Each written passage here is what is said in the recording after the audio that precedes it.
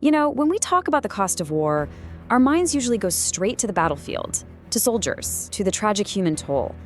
But there's this whole other side to it, right? A story that's told in spreadsheets and on stock tickers. Today, we're pulling back the curtain on the massive business of war.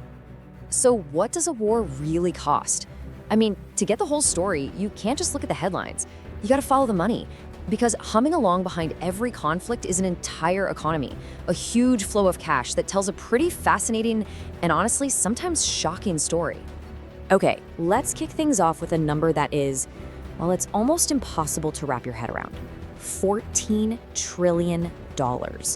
That is the jaw-dropping amount the Pentagon has spent since the war in Afghanistan kicked off back in 2001. We're talking 14 with 12 zeros after it.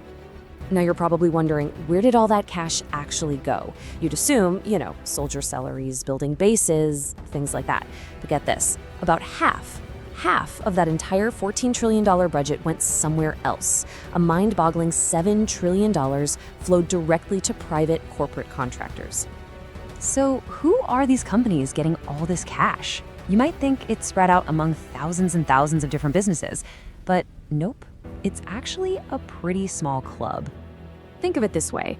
Instead of shopping around, it's as if the government does almost all of its shopping at the same handful of giant, super specialized stores. These are the companies that get the lion's share of the contracts, for everything from advanced fighter jets to the boots on the ground. And here they are, the Big Five. And just look at these figures. This isn't over a few decades. This is just from a recent 5-year period. At the very top, you have Lockheed Martin, raking in $313 billion.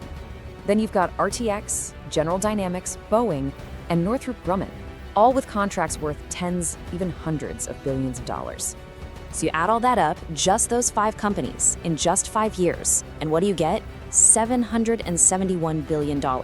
It just goes to show how incredibly concentrated this spending really is. And if that still seems a little abstract, let's drill down on just one contractor during the Iraq War. A company called KBR was paid almost $40 billion for its work. To put that in perspective, that single payday for one company is more money than the entire economies of many countries around the world. Now, a $40 billion contract might sound like something new, but what's really interesting is that this isn't a modern phenomenon at all. This whole idea of war being big business, well, it goes way, way back. You can see this pattern pop up again and again throughout history. Back in World War I, some companies saw their profits shoot up by an incredible 950%. During World War II, the US spent what would be almost $6 trillion in today's money. And more recently, during the post-9/11 wars, defense stocks didn't just do okay, they blew the rest of the market away, outperforming it by 58%. So seeing this pattern repeat, it makes you wonder, right? Why does this keep happening? How does this whole system keep going? Turns out, it's kind of like a money go-round that fuels itself. It's basically a self-perpetuating cycle. It works like this. A conflict, or even just the threat of one, creates a demand for weapons and services. The government then awards huge contracts to meet that demand. The companies that get those contracts make massive profits. And then, and this is really the key part, they use some of that profit to lobby politicians in Washington, pushing for policies that lead to, you guessed it, more defense spending. And it gets even more intertwined. There's this thing people call the revolving door. It's when top executives from defense companies take on senior roles in government, or when former Pentagon officials leave their government jobs to join the boards of those same defense companies. It puts them in a perfect position to shape the very policies that benefit their industry. Okay, so we've seen the profits. Now let's zoom back out and talk about the real bottom line here. Because we've seen who makes the money, but we need to remember the total cost. $8 trillion. That's the estimated total cost of just the wars in Afghanistan and Iraq. And that number isn't just about jets and tanks. It includes the decades-long, multi-generational cost of caring for our veterans when they come home. Now, let's put that $8 trillion in costs right next to the profits. Remember that 58% number we talked about?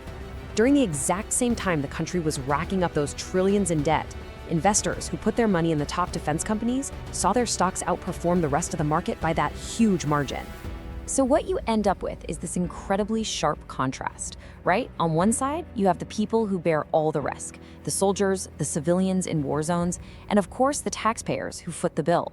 And on the other side, you have a small group of major corporations who reap the incredible financial rewards. And all of this, it leads us to one final, really important question to think about. If war has become a multi-trillion-dollar business, who then has a powerful financial interest in peace? It's a system where the health of a major part of our economy is tied directly to conflict and instability. And that's a critical thought to consider the next time you hear about the costs of war.